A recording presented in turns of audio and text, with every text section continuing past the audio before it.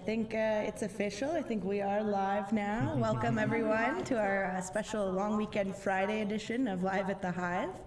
You have Courtney with you here, and I'm co-hosting with Matt. And April. And you may notice that Dan is missing from our group today. He is out in the middle of Algonquin, probably with a fishing rod and some Jaeger. So hopefully he's having a good time. And don't worry, Dan, we did it. We live streamed without you. Matt's helping us on the production end today. And yeah, we have a very special episode for you guys. We are celebrating kind of Digital Agency Day, basically. For those of you who don't know and aren't in the marketing space, Monday, May 21st is Digital Agency Day, and a lot of the large companies that we work with and things like that tend to celebrate it. HubSpot and Digital Marketer in particular usually host a day of free webinars that we can all attend and learn lots specifically about the agency side of marketing. Agency is a bit different from in-house. You work with a lot of people, a lot of different clients in different industries, and yeah, we get asked a lot of questions about a lot of different things, the whole spectrum of marketing. So that's what kind of inspired this special live Q&A edition of Live at the Hive for you guys. So as we celebrate being an agency and being digital marketers, we just want to give you guys a chance to ask questions. We've been collecting some questions. We're also going to answer some of the classics that I think anyone as a marketer or agency side has definitely heard once or twice. So yeah, thank you for tuning in, everybody. And if you do have a question for us, please drop it in the comments and we will answer it right here now. And also just another little freebie for you all is we will be posting in the comments a link to a free guide for you all. This is episode 28 now. 28, yeah, of our 27? Okay, so substantial number of episodes. We've been doing this since the end of October, early November last year. So we've had quite a few marketing tips we've given out over the past 6 months or so. And we've taken kind of the best that we thought and put it into a little guide for you all. So feel free. There's no email required, no anything. The link is there for you all. You can just download and look through it and just help and just have some of those tactics and ideas if you're looking for how to improve your marketing strategy. Definitely. Yeah.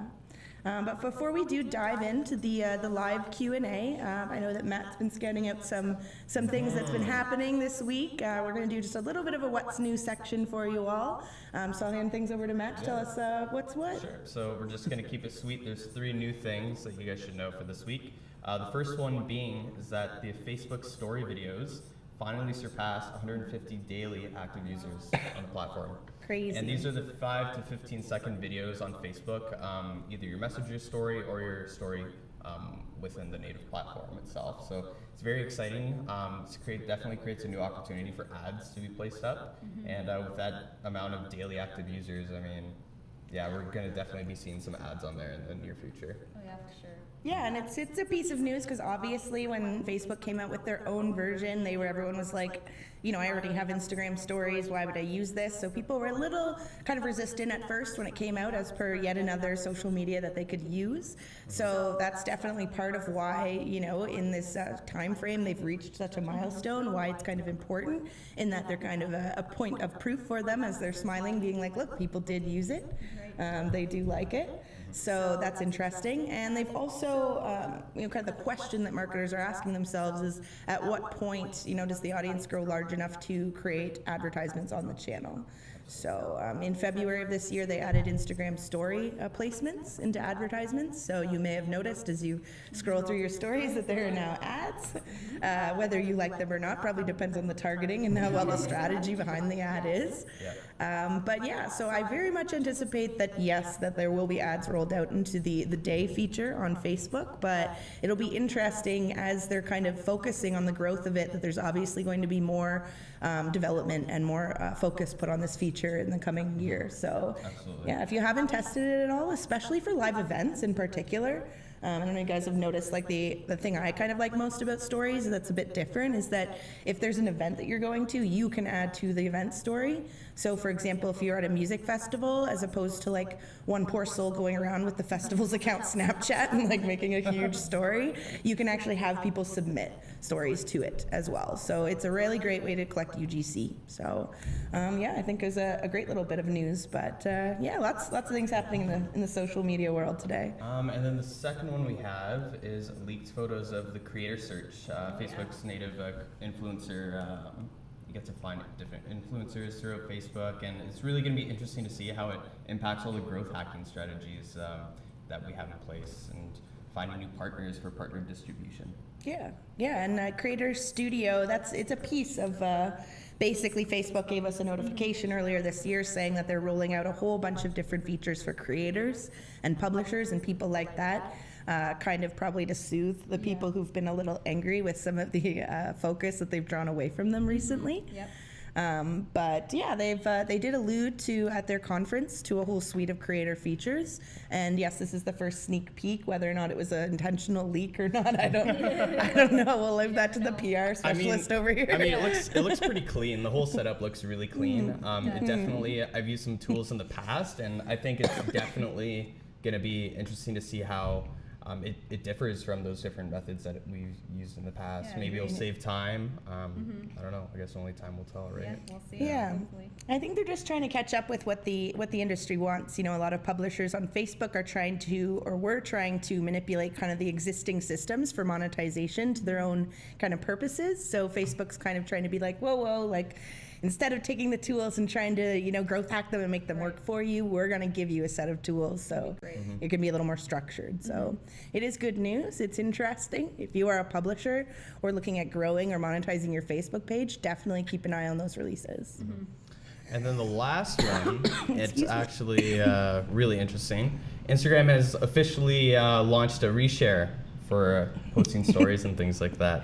Woo! Whether you might be very excited about this or not excited at all, depending on how much you use Instagram. But in our office, we were pretty excited. It's exciting. Yeah, It is cool. If you're a content creator, especially, I mean, like, what is the ease of it? Basically, for people who aren't quite sure, perhaps if you're not familiar with resharing, perhaps you can explain like the functionality of it. Yeah, so basically you'll be able to take other profiles' stories and post them on your own, and you're actually able to add stickers and different text to it too. So say if you're launching a new product and you put it on your business's page story, your followers can take your story, post it onto their own, and add little captions like, oh my god, I want this, and things like that. And I think it'll be cool to see how like partnered influencers will also bring that in. And it'd be a great way to kind of find these influencers as well, right? Yeah, for sure. Yeah, no, that's a good point for sure. And I think that's an interesting thing in that I think they're trying to help encourage shares, because Instagram specifically is very much about, just genuine engagement, a little even more so in the algorithm than Facebook is. So I think that ability to be able to share that easily is just, they want more people sharing and commenting. Right. Like, while engagements and everything are great, shares and comments are worth the most. So I'm all for them giving us more features to help that happen. Yeah. And it also gives them more content to use, right? Instead of creating their own, it's just, it's a quicker process, right? Exactly. So, yeah. As a content creator, for sure. It's any kind of repurposing that you can do, and any way you can make things simpler for yourself, really, is just going to help you in the long run, because it's definitely an efficiency game when you're doing social media in particular. It's a fairly time-consuming platform to work with. So, yeah. And those are the 3 things for what's new this week. Yeah. So, yeah, lots of things are always new, but we wanted to kind of limit it to a bit of social media today, because we do want to get to your questions. Yeah, we do have lots of questions. Like I said, you can ask questions in the live, leave in the comments, and we will answer them for you. But yeah, we wanted to kind of start out with a couple of the classics, that we get asked a lot of the time. Yeah. Perhaps you have this question and you're just a little too shy to post it. And while we go, we do poke fun sometimes, when questions are asked, but we do, without those questions and without you guys, needing to learn from us, we wouldn't have a job. So we do appreciate that. That's true. Yeah, that people look to us to be a leader and the clients, and to guide their marketing. So, yeah, first and foremost, one of my personal favorites that gets asked all the time is, how do I make my video go viral? So if Very, you very are, popular. Question there. yeah, it's a loaded question to be sure. We wanted to start coming out the gate strong with that one. But yeah, so one of the best answers I've ever heard, as I do lead up our video marketing programs at Honeypot, is you do not, like, virality doesn't just happen, you craft virality. So virality, unless you are some celebrity, you know what I mean, or something like that. There are instances exactly that are, you know, exceptions to the rule. Like if you got this amazing clip of your cat doing something super silly, you know. But there are occurrences of natural virality, although they are few and far between, kind of in this day and age. Most things that you see go viral, that you see in your feed from shared from everywhere, it is crafted and it is constructed. Absolutely. Yeah, and these guys can speak to the amount of time and effort that goes into constructing those kinds of partnerships.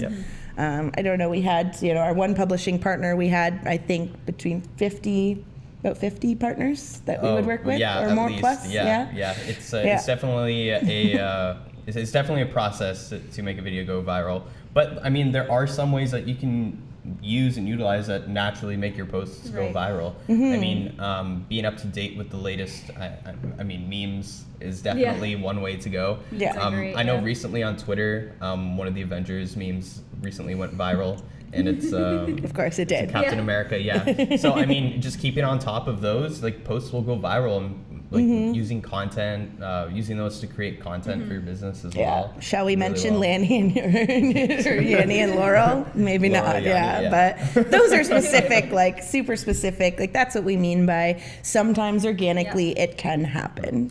But as a brand, if you are anticipating that you will post a video and somehow it will get picked up and all of a sudden just go viral, that's not how it happens. But that being said, you can craft it. You can put a plan together. But keep in mind, like, what is virality, you know, to you and to your page. Facebook itself, if we're talking about Facebook specifically, has a virality rate, which is calculated based on like your views, but also in addition to the time that you posted it in. You know, if you've had a video sitting up there for 5 years and you're like, I just passed the 1 million view mark, it's like, that's not really considered virality. It's a mixture and a balance of the time and the video views that you accumulated that in. And it's really your page size as well. You know, like the publisher I mentioned earlier, one of our favorite publishers, Backyard Media, they, you know, would have many viral hits, but it depends on the rate that you determine for your page size and your industry and your content. It's not really like a blanket, you know, 1 million plus views is viral. You know, that's not really how it works. Also the frequency. Absolutely. Yeah, for sure. We actually just launched a video marketing campaign this week for a client who is kind of newer to the video marketing space and the video posting, just starting to build up their social media audiences. So when you have, you know, a video that's been viewed 10 times is your best video on the page, and we were able to generate over 800 minutes of view time in the first 3 days of the launch of the video. So, you know, for BuzzFeed, would that be a viral hit? No. For this client in particular, because the size of the channel and the audience that you're looking at, yes, very much so, that's considered virality. Yeah, and that's a combination of sharing partnerships, like we mentioned earlier, but also some organic, you know, leveraging your organic channels, like your email and your actual social audience. But also some paid as well. You got to put a little bit of money behind that, or you're not really going to see much happen, especially if you are planning to just post this on social media. Please at least just boost it for like $20 to $50. You will get a lot more out of that resource that you've put a lot of time and effort into creating, which is especially the case with video. Nothing's sadder than a video like that's, you know, cost a lot of money to make, and then it just sits there and gets like 20 views, you know. So Hannah recommends we use a cute puppy. There you go. That's another way. A little bit of luck too. I think a little bit of luck definitely goes into it. There are certain times when you're going to trend and it's, you know, it's beyond your control. Perhaps a trending topic that comes about just naturally that you can leverage. But yeah, it really depends on the timing and then the strategy of it altogether. So yeah, if you want to ask any more about crafting virality, we've had some great experience in it for sure. Absolutely. Yeah. Definitely. All right, let's go on to the next one. The next question we get a lot is, can I rank number one on Google? That's Yeah. And I think that this is a question that like most businesses have probably asked themselves if they haven't voiced it aloud.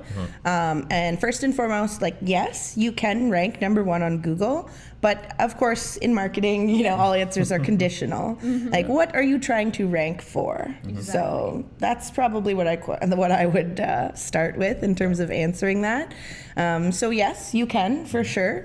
But my next questions are going to be, what keyword is it you're trying to rank for?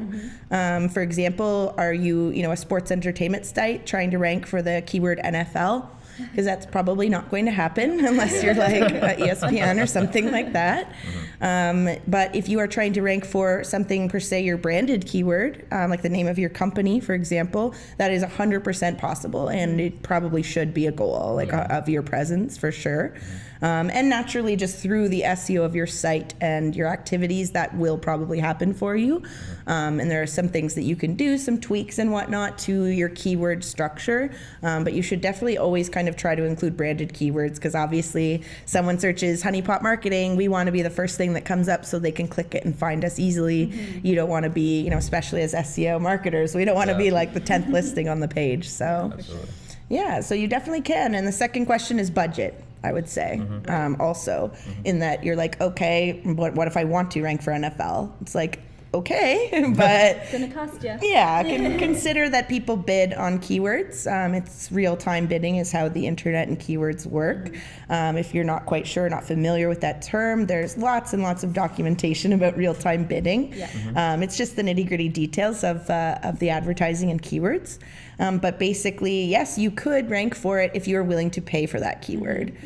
So something as strong as that could be upwards of like $20 to pay for that keyword just to show up, as opposed to another lesser keyword that's perhaps longer tail that could be, like 1/100th of that price. So yeah, definitely something to consider. I don't think you should not shoot to be #1. No. Obviously, that is a great goal to have. Sure. I think it's just how you're going to get there and in what time. So yeah. Awesome. All right, on to the next one. Where should I build my website? So I know sometimes we put out the answer like WordPress, Squarespace, Wix, Shopify, customize it yourself. I mean, where should people build their website? What do you think, April? Our website builder over there. Personally, I really do like WordPress, because I feel like it's good for not only us but the client as well. Like, it's pretty easy to learn and use, so it's kind of like client friendly, and as well like agency friendly for other people trying to build it on their team. So I really like WordPress, just as a personal preference. Yeah, the rest of them would probably agree with you, with like 80% of sites run on WordPress. So that's probably a fairly safe assumption. Yeah, and especially as a marketer, I think a lot of marketers enjoy the functionality of it too. Have you worked with Squarespace or Wix at all before? I've dabbled in Wix like a little bit. I haven't gone too far in depth with it so far, but so far like the pages that I've seen built on it, they actually look really nice, and they do have some cool advertising too with a lot of the influencers and things like that. So. Wix is pretty cool. It's pretty easy. It's drag and drop. So as a graphic designer, it's pretty fun to design everything, and you drag it. It's really simple. So it's another website that I feel is pretty easy to use. Yeah, and we do try to stay kind of agnostic, as we say here at Honeypot, when it comes to our tools. We do use upwards of like 200 tools in the office, everything from website building to social media management to finance, everything. So there are a lot of tools out there, but I think really at the end of the day, it's what is your website going to do for you? A lot of people kind of barrel ahead and just, I know I need a website, so I'm going to make it, and just go for it and just start it in Squarespace or Wix, because it's perhaps you're an entrepreneur and you need something that you can do that's more hands-on and drag and drop. But really consider kind of the end goal, because transferring from a CMS or a web hosting server to the other can be quite an undertaking depending on the size of your site. So it is well worth it to take the time to consider down the road, a year from now, not today, what website do you need, but a year from now, what website will you need? Exactly. And especially if you're in any sort of e-commerce space, or if you need any sort of like advanced functionality to your site, like for example, a booking software, like if you are booking tickets or things like that, definitely start looking into options like Shopify. We are a Shopify partner, and we do work fairly closely with them. They're right down the street from us, and you may see them on the live coming up next month. But yeah, it's a great site for e-commerce, and yeah, there's lots of options out there. Obviously, WordPress, so well known and so large that it integrates with almost everything out there. Great. I would just caution only Wix and Squarespace. Caution it just to certain, like definitely if you're an enterprise or a medium business, small businesses, it can be perfect. If you have a side hustle, that is the ideal. You know, if you are a photographer by night or a freelancer or something like that, that's what it's really truly meant for. Right. But you will find as a digital marketer that there is some limitations to the functionality. I've built many sites on Squarespace, and the integrations and things like that will require a bit of hacking, so to speak, and the infamous no membership feature and things like that. But yeah, really just consider, like, I like them all. They all have good things about themselves, but it's what do you need your website to do for you? So, yeah. Sure. Yeah, for sure. All right. To go on, how do I choose my social media channel? What social media channels should I maybe look for or stay away from, etc.? Yeah, so I think we know. I'm going to say in terms of which ones to stay away from. Yeah. We all, Yeah. but yeah, no, more so Reddit. I've had extensive experiences with Reddit, and it's definitely the least forgiving of all the social media platforms. Sure. But yeah, we give. I don't know. What would you say, April? Which one's your favorite to recommend? I have to recommend Facebook, obviously. Yeah, just go Team Facebook. No, Yeah. Simon.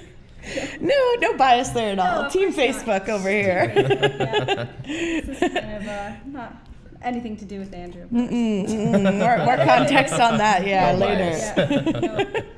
Yeah, no bias, but Facebook over here. Yeah, what about you, Matt? I work on Twitter a lot, and I've seen a lot of things on Twitter grow recently. New implementations like their media library and things like that. Advertising as well, it still works really well. So Right. I'm gonna have to say Twitter. I mean, you can do a lot on Twitter. Things go viral, I find, on Twitter a lot quicker than on True. Facebook. It does. You know, and you can get content that's catered towards your business as well. I mean, you can go for trending hashtags in the United States and different countries, but after a while, Twitter picks up like catered hashtags to you, your business, and what your audience likes as well. So I think, especially for a business as well, it's great to have, Twitter's great for that 1v1 communication. You know what I mean? A lot of the times, whether good or bad, you will see customers going on Twitter and interacting with the business. And I think on Twitter too, like, you have a little bit more like leeway on how you want to interact with your customers, like Wendy's or Moon Pie and things like that. Having a little bit of like an undertone sass I really kind like of Wendy's, makes those everyday posts just It's perfect. go a little bit further, you know, and generate a little bit more engagement. So Yeah. I love Twitter. Yeah, I definitely recommend Twitter for sure. Cool. Yeah, I find it's like unique from the others slightly in just that the frequency is higher, and yeah, just the way in which it's used and the more conversational nature of it. Yeah, I find because of the high frequency of Twitter, it is kind of the epitome of the conversation on social, you know. And personally, as a content marketer, like I've found, and in PR as well, you find opportunities that you wouldn't normally have in the traditional space. You know, people that you can, journalists and things like that you can tweet with and connect with. So it's really great for even networking, like in a digital sense. Oh, for sure. But yeah, we do. I work with we work with the Chamber of Commerce here in KW, and we do some instructional series for them on social media marketing. And that's actually one of the questions I get asked the most when I do these courses is how do I choose? You know, between Instagram and so Facebook, Twitter, everything. You know, we're listing the main ones, but there are actually like many social media platforms out there. For example, like industry specific ones like Twitch, if you're in gaming at all. So when you are looking at them, one thing to keep in mind is yes, social media can be time consuming. I think we all attest to that. It definitely involves the legwork and commitment and consistency, probably more so than any other channel. But at the same time, that's why I would recommend picking. Yep. You know, unless you are a large company, you will not have the luxury of doing everything. Right. So we've worked with companies in the past where they have literally had the full spectrum of accounts, from a Facebook group to a YouTube channel that's very active. But most companies, I like to recommend just starting with like 2. Like just 2 channels. You can always build and add more channels after the fact. Expand. Exactly, and it really depends on what industry you're in. Exactly. Yeah. Yeah. Like what your audience or customers will most likely engage more with. So, Right. for example, if you're a restaurant, Instagram 100% like posting Definitely. pictures of new dishes that you're sending out, action throughout the restaurant throughout the week. I mean, Instagram Yeah. would probably be my number 1 for restaurants. But Yeah. if For sure. you're a like journalist or if you're a freelancer, Twitter is also probably the first place that you should be creating an account at. Yeah. No, For sure. definitely. Yeah, and it really matters with, you know, and who is your audience? Are you B2C? Are you B2B? I would probably, there'd be very rare instances in which I wouldn't recommend LinkedIn for a B2B client. If you are B2B, definitely Yeah. have a LinkedIn presence, even if it's only just like once in a while. Please just at least have a presence on there.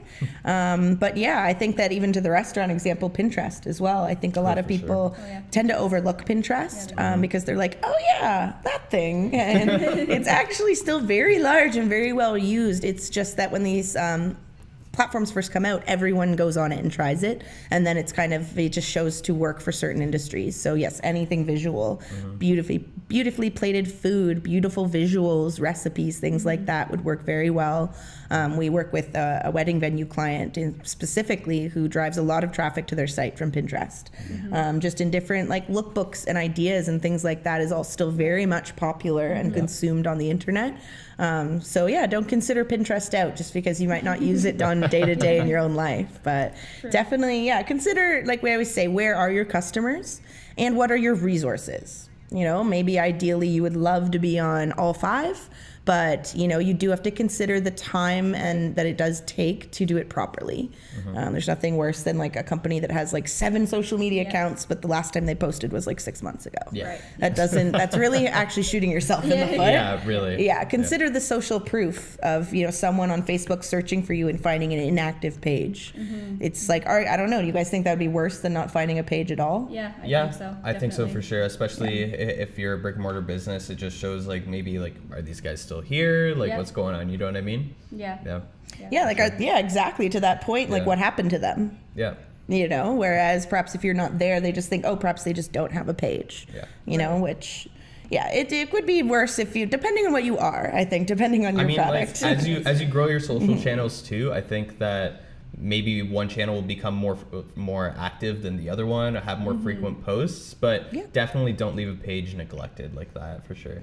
Yeah, for sure. And scheduling, if you're asking us, like, I'm a busy entrepreneur, I own a business, or I'm an all-in-one marketer, how exactly do you do that?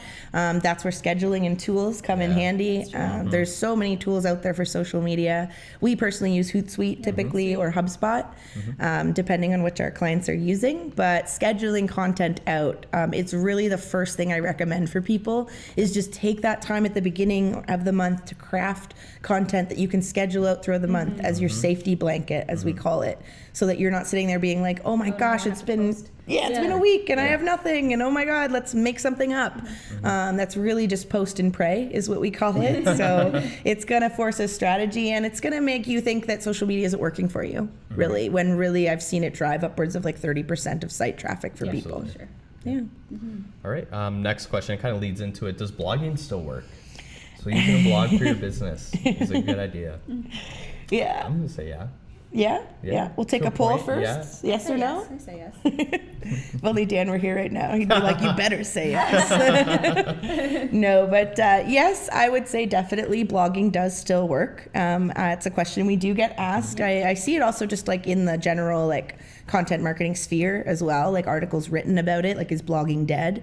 And I would say that like people in its original sense of like, I have a blog and I'm going to rank #1 just because I post occasionally on it. Like that kind of blogging is dead, you know? Yeah. But blogging as a central tool for your SEO strategy, 100%. Definitely sure. works. Yeah. Yeah. And it's really how it's done. Like we said, post and pray. It also applies to blogging as well and social media. If you're just whipping up like a random 200-word post, whenever you have the time, then no, that's probably not doing anything for you, and your blog is probably dead. So, but if it was, that's not a bad thing. You can always revive it. That's okay. That's true, you can. You can do that. But yeah, from an SEO perspective, we've seen it used well for, distribution of like assets and things like that. If you're producing lead magnets, conference support, if you attend live events and things like that. It also thought leadership. For sure. Like a lot of people really kind of discount that. But especially if you are a large company with a larger sales cycle, if you're not doing any thought leadership or any kind of lead nurturing like that, it's a really huge opportunity for you. For sure. Yeah. I agree. Yeah. Awesome. So next one, how do I get 10,000 followers on Instagram? Dylan, where are you at? It's just our intern turned part-time digital marketer Dylan as his own Instagram presence, and we're always hassling him about how did you get those followers, Dylan? So he'll drop a link to his personal story for you guys. I'm just kidding, Dylan. But yeah, we do get asked this question and insert anything for Instagram. How do I get this many followers on Twitter, on Instagram, on Facebook, on you name it? Yeah. Once you have the presence, you are posting consistently, people tend to come back and are like, okay, I got 1 like on my last post. Like how do you actually build that audience? So what do you guys think would be the first thing you'd say? I think just building up a solid content library, content that's targeted towards what you want to create your profile about, whether it's like Dylan has a personal profile or whether it's for your business. I think just coming up with a library of content and a plan of what type of content. Yeah, exactly. Consistency is number one, right? I mean, that's the only way that you're going to ensure that you're building engagement and for sure. Catering those posts to your audience for sure. I agree. That'd be the first step. For sure, yeah. And I find that most people, it's great to get that consistency in the content going, and that's definitely the first recommendation. But the other leg of it is called community management, and that is equally as essential, if not more important on Instagram, I would argue. Oh, for sure. Instagram in particular. So if we were talking about the specific Instagram question, 100% that consistency and being very particular with your content on Instagram. Yes. If you take a photo and you're not 100% happy with it, don't post it. Think about curating your feed on all social media, but especially on Instagram, what they call the grid view, which is when you go to a feed and you can see that grid. If you have a mishmash of filters and formats and things, it does not bode well. It's really, people that are brand guardians, actually is what they're called, are paid to actually do that and view the brand and make sure it's consistent. It sounds kind of silly, but it's really very important. Just to make sure people are getting that impression when they come to your page. Like if you are a photographer, for example. Having a nice palette on your profile, It makes a good impression. Looks really clean. I'm jealous of some of the profiles I go through and I'm like, oh my goodness, I wish. Yeah. I'm too crazy with my personal filters. Yeah, I'm too I like colorful things, and my personal one is I'm consistent. They're good photos. It's just the filters are crazy. That's me too. But yeah, for the genuine community management, consider that there are some basic things you could do, and you have to do these consistently. Social media and growing your channel and your audience is like we said, a consistent month-over-month journey. It is not like, you could, depending on your resources, you could get a lot of social media followers in, the first little bit, but. And I think also it's important to note that you're just not, when you're growing your channel, you're just not posting the content like we said beforehand. It's a lot of work, but you're going to have to engage with other profiles to kind of put yourself in these pods and things like that, and kind of drive engagement towards your channel. I think that's really important, just not being kind of, here's my stuff, like it, but going up to other people's stuff and being like, I really like this too, and things like that. Create a community. And the word pod, that's what Matt just mentioned, is a very important key to Instagram growth, and even into Facebook as well right now. If you're not familiar, an Instagram pod are different accounts that are of similar interests and things like that, and topics, and they actually form a pod together, and they will share one another's content, because when you are looking at social media growth, like we said before, shares are worth the most, comments are worth the next, and then reactions are sitting there at number 3, and then likes, or the basic one, is all the way down there at number 4. So you do want to increase as many shares as possible. So what these pods do is when an Instagram person makes a post, they go into like either just a DM chat, or perhaps they use like a third party. I forget the one that they were always using. That's the one that's like Telegram or was what they were using. I think it was Telegram. Yeah, is very popular for this. And so they will share that link to everyone and say, hey, in the next 24 hours, share this post, please. Or comment on this post, please. Definitely, And 2 things important about that. One is that you're getting everyone not to take that content and share it individually on their own pages, but that they are actually sharing your post. Because the indicator that there are lots of posts sharing lots of people sharing one post is better than like having 20 people sharing it individually. Right. It's much stronger to do it that way. And recency as well. A lot of people don't realize that if you share my post a week later, that's great. It's still worth something. But the more people you can get as soon as it's posted, like within the first hour, if you could get 20 people to share it, for example, that's what contributes to that virality rate. Right. And Absolutely. yeah, and the reason you're feeding into that is because it's an indicator to the algorithm. And they're like, hey, an hour ago this was posted, already 20 people have shared it. I'm going to show this to more people because clearly they like it. Right. So Makes sense. in layman's terms, that's how that would work. But yeah, there's actually a lot of details like that on how you can kind of work genuinely with the algorithms to get more attention and more engagement. Cool. Katie did have a question that relates to it. How do you handle the haters on social media? So for this one, I mean, in public relations, we kind of use a formula for not so much like haters, but I guess we use this for crisis communications, but you can kind of convert it towards haters, and it's a green light, yellow light, and red light, and assessing the situation and really kind of bringing your action, correlating it to that, I guess, situation. So, for example, like I guess a troll in the comments or something like that would be just like a green light situation. Like I would probably just like ignore it, not Right. throw any kind of fuel on the fire and things like that.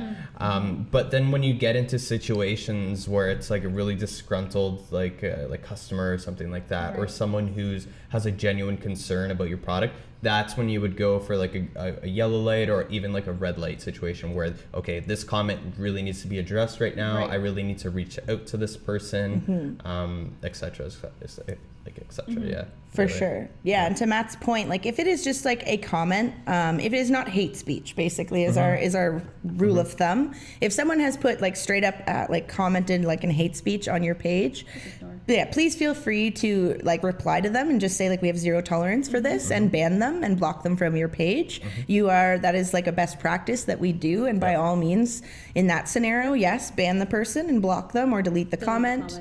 Yeah, but in other instances, yes, when perhaps it's someone who's displeased with your product, or we've had people straight up be like, this doesn't work, you know what I mean, and things like that. So like, how do you address that?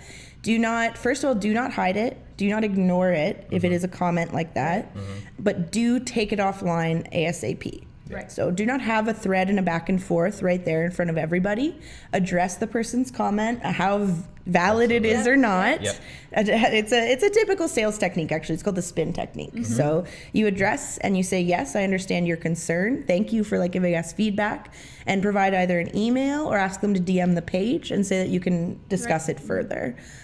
Because it can just really a lot of the times, 9 times out of 10, we are able to rectify that and turn one of those angry fans into actually an advocate. And we've actually had that happen many times before. They just want to be acknowledged a lot of the time. So please, whatever you do, even if it's a super difficult question to answer, because perhaps it's like a red tape thing you're not allowed to talk about or whatever, just don't ignore it and don't delete it or hide it. Because that'll just, it's a bad indicator, especially to social media savvy people. And also just on that note is our challenge response guides is what we use for when people troll us, Katie. We all use a challenge response guide in which, you can imagine you would get asked very similar questions a lot of the time. So for example, a particular client of ours is a pharmaceutical product, and obviously we can only give very specific answers about like the ingredients and things like that. So you would have a guide and basically an FAQ, so that everyone who touches the client basically from a customer service perspective can give the correct answer. So And a consistent answer too. Right. yeah, for sure. In this day and age, you need to consider social media as an extension of your customer service, basically, as well as like a brand Well, building like tool. a lot of the times too, like social media is becoming like a company's like customer service. It's becoming their number one way to communicate with the customers. So for sure. I mean, yeah, it's really important. Yeah, well, you always see support pages and things like that for companies that are large enough to have the resources to run them. There's lots of support pages. We've seen people do private Facebook groups too for like your VIPs and do it very well. It's very great for retention if you are looking at that. Social media, well, originally was thought of as like a tofu channel, top of funnel. It's now actually being used at all levels of the channel, of the funnel. So, yeah. Awesome. So the next question would be, I think we kind of already answered this one. What's the best way to engage with my followers? Yeah, I think we've gone through it. You know, the only thing I would add is just features are your best friend. You know, and variety is what I tend to tell people. Is people tend to just do image with description of 2 lines, image description of 2 lines, and that's very natural. There's nothing wrong with that. But consider that there are about 8 different ways to make posts on Facebook alone. So it could be a carousel, it could be a slideshow, it could be a video clip. It could be any of these things. So really consider the different formats. Canvas as well are ones that are very underknown, I find, but they're actually pages that live on Facebook that allow you to craft like a story. So you could have multiple like videos and images embedded and things like that. For example, if you have a product release and you want to make a post about it, but you have a lot to say about this new product release, why not make a canvas and make it a canvas so people can get that full story? So in terms of engagement, that's definitely what I would say is look at the variety of your content. And again, the genuine community management. Answer every comment that comes through. My team can attest to the fact we had a client that had upwards of 300 comments on their Facebook page a day. We answered every single one of them, every single one. And those are great indicators, not only as social proof to people seeing it, but to the algorithm. You have to keep in mind is the algorithm is looking at everything you do, and engagement is always the key to all of that. So yeah. Absolutely. And they are just going to mention Dylan gave us he was saying he definitely agrees with these engagement topics, and he dropped a link for you all if you're interested in learning about how to build your social media followings, specifically Instagram further. You can check it out. He does know what he's talking about. But yeah, it's right there for you guys. Cool. And Hannah just asked, do you recommend boosting Facebook posts? Like we said before, Yes. for sure. Yes. I love to recommend them more so because we tend to work with a lot of entrepreneurs. We're here in Kitchener-Waterloo, the entrepreneurship capital of Canada. So a lot of people are like, hey, my ad spend, I want to launch a contest, my ad spend is $100. You know, and it's like, well, you know, an ad on Facebook for $100 isn't going to get you very far. But to Hannah's point, if you boosted a post for $100, that would actually be a much more efficient use of that spend. Absolutely. Yeah. For sure. The next question we will go to is, how often should I update my website? Well, as often as possible. Yeah. Like we it said current. before, don't leave Keep it it like relevant, 6 months and then kind of come back to it. Yeah. No, Yeah. definitely. All of these things are these are ideal answers. We understand some people are, you are an all-in-one marketing machine, or you're an entrepreneur trying to learn marketing. So please don't feel bad if you're I haven't updated my website in 6 months. That's okay. It happens. But yes, recency is still a very strong indicator for the Google algorithm. So the recency of your posts, which is where blogging comes in, our friend blogging. If you're I have site pages, they're there, I'm happy with them, I don't want to expand them any further, that's where blogging comes in. So you can have a blog coming out once a week, once a month even, and those recency indicators just help your SEO rankings and things like that. Absolutely. Yeah, for sure. And then one of the last questions we'll ask is, do I need SEO for my marketing plan? I'll say yeah. Yeah, you'll Yes. need SEO. Lindsay Bailey says, hey. Oh, hey, girl. Lindsay. Hi. Just gonna shout out, thanks for tuning in. Yeah, thanks for coming out. But yeah, SEO. Yeah, we'll have to do Dan justice on this one. But yes, SEO is, I would say that back in the day it was kind of its own, sphere and its own bubble, but it bleeds into all marketing now, whether you're writing social posts or running an influencer program or creating a website. search engine optimization, for those of you who don't know what the acronym SEO is. And that is basically how you rank in Google's algorithm, and how you show up in their algorithm is incredibly important. But there are some little things, like it can get technical. Some elements of SEO are actually very simple. If any of you are working in WordPress, for example, and you are setting up a post, and in the back end you may have the plugin Yoast, which allows you to add SEO information, like the meta description, for example, and a featured image, and what is the keyword, and things like that. Those are the basics that you should learn before you get lost in any rabbit holes about, about long tail keywords and and advanced link building and things like that. SEO is a full industry, but there are little things that it's really just common sense that anyone can learn, and I do definitely encourage it.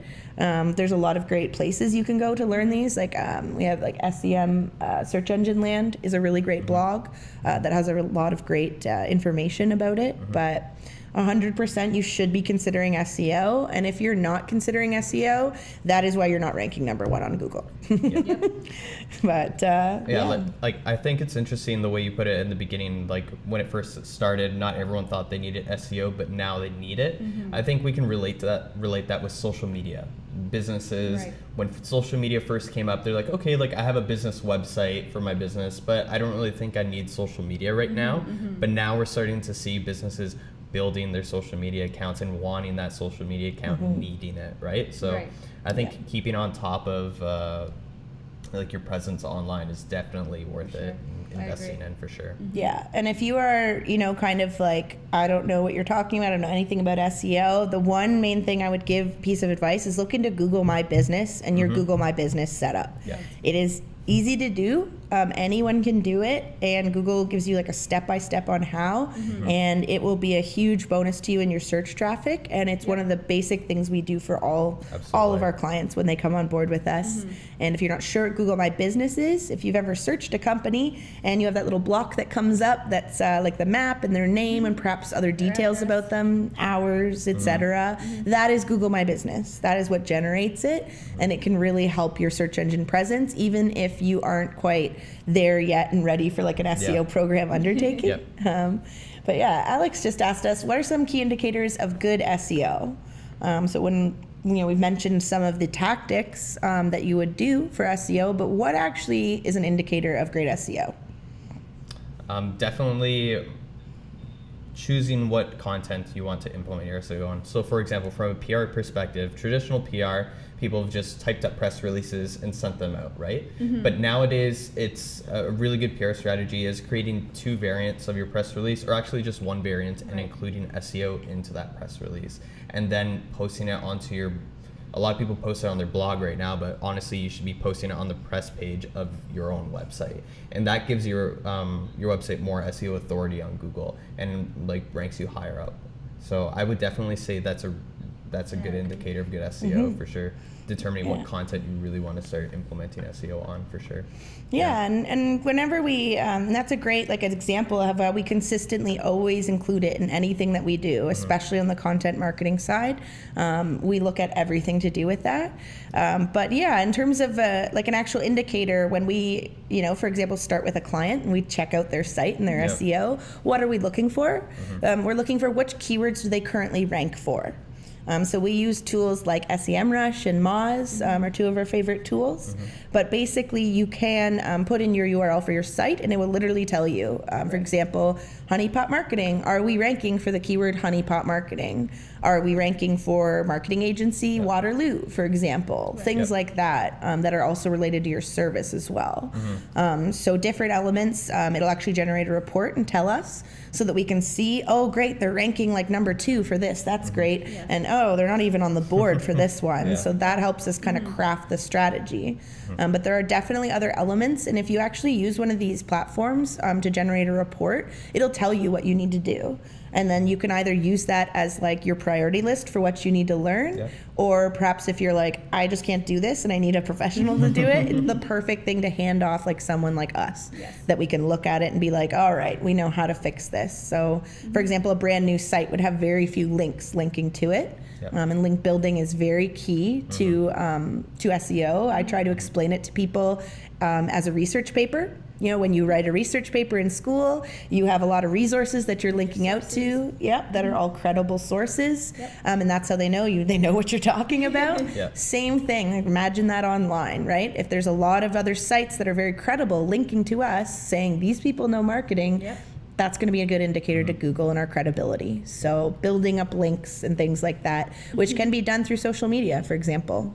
A social media post with a link to your website is worth a link in link building. It's worth very little, social media posts in particular. But for example, if a very highly credible site, like I don't know, like any of these sites fellow sites that we work with, for example, HubSpot on their blog, if they were to link out to us, they're a very credible site, very well known in the industry, that would be a link that would be worth a lot to us. So that's those are some of the basic indicators. It does get more complicated than that. Definitely. Like we did have a question about site load time as well. And when you do rank and things like that, that is an indicator as well, is like the functionality of your site. But that's getting into the technical side of SEO. I would say it's half content, half technical. So depends where you fall in that creative, logical space on which part you want to go into. I mean, if you're also wanting to get started on SEO and learn more about it, like we have tons of resources on the Honeypot blog where you can read how to write for SEO, what kind of content you can utilize to bring SEO to your strategy too. So definitely just something to check out. Yeah, our founder Dan, who's usually on the show, as you guys know, has been doing SEO for like 15 plus years before it was a buzzword, before everyone knew what it meant. So if you guys have any SEO questions, by all means, he's definitely the person to ask. Ask Dan. For sure. Sweet. Awesome. And then I think we also had. I think we're kind of rounding up here, but I think we'll end things with just one last question. We just wanted to give a shout out to Alex. He's our intern from U of W right now, and he gave us some great questions. Just out of curiosity, as he started with us, kind of a month in or so, he's just had some questions for us to answer. So, I think we were going to ask about. How we wanted to maintain your page load speed on his website. So that was one question he had. Is we've mentioned before, is page load time is a very important indicator, but how exactly do you achieve a good page load time? Because it's actually proven that if a page takes longer than like 3 seconds or something like that, people will leave. You'll lose like 90% of your traffic after 3 seconds. Yeah, that's really bad. Especially, and I think that's even less forgiving on mobile. I think that's like an average. Videos too. I know. So like a lot of people on like live streaming services and things like that, the average user can only get 720p video. So if you're streaming at like 1080p or 4K, they're not going to be able to see your content, right? So they're just going to go right away. So I mean, So page load time is a great question, and we wanted to bring it up because it's very important for many reasons. Like for user experience, it is a huge indicator. For your search engine optimization, it's a huge indicator. And just for your traffic, like you're putting all this work into your website, you want people to read your content. Like you crafted an amazing blog post, but if it takes 10 seconds to load, no one's going to read it. So there are a couple ways that you can kind of fix that. One thing that's like a newer thing that a lot of people are doing, especially with a lot of mobile heavy audiences, is AMP, Accelerated Mobile Pages. That's a project backed by Google, and basically it allows you to take your web pages and it takes a variant of them and serves them instantly. So like the page load time is instantaneous, the functionality is great, and it's really, if you do have a mobile heavy audience, definitely look at implementing it. I've seen it like double site traffic. It's actually an incredible tool. So one thing to consider. What other recommendations would you guys make for load time? Not having like large images on your website. Absolutely. Again, it slows down the speed of everything. So make sure those images are not too big. I think the design of the website too. You know what I mean? Like. I mean, you go to these websites and they take a long time to load, and then once they load, it's just like a mishmash of everything over the place. So, I mean, right now you can really use, minimalism is really trending for formatting and things like that. And you can really use that to your advantage in increasing your load speed for your website too, right? So just like keeping it simple, clean, but at the same time, you want to make it look like you're trying. Yeah. Yeah, You you just know- don't want like a Happy white balance. page with like black text Yeah. and things like that. You want to make it look Yeah. nice. It's a good balance. But it's definitely two ways. It makes your website look great, like on like trend, but also like increases the load time too, Yeah, or for sure, decreases I the load agree. time. Sorry. Yeah, no, and that's a great point. Yeah, use those trends to your advantage. Don't overthink things or get things overcomplicated. You know, websites are no longer like they were in the 90s where it was just like flashes and bangs everywhere. Yeah. They're very clean and very visually appealing. So UX and UI, user experience and interface, obviously a huge area of marketing that's growing. But yeah, considering even from the get-go, not only like the formatting of, you know, what are you including? Do you have AdSense like on your page, like everywhere that's taking a long time to load? Right. Yeah. Do you have like a lot of large videos that are embedded and they're not really embedded quite well, so Right, they're right. taking a long time to load as well? Another thing, actually, that's an easy thing for when you are working on WordPress, for example, is the theme itself that you've selected. Some themes are actually very popular, but they're popular like from before mobile optimization and things like that were really, were really taken off. So it's something to consider if you do look at your theme and you see it could be your theme itself that's actually slowing down your platform, your site a lot.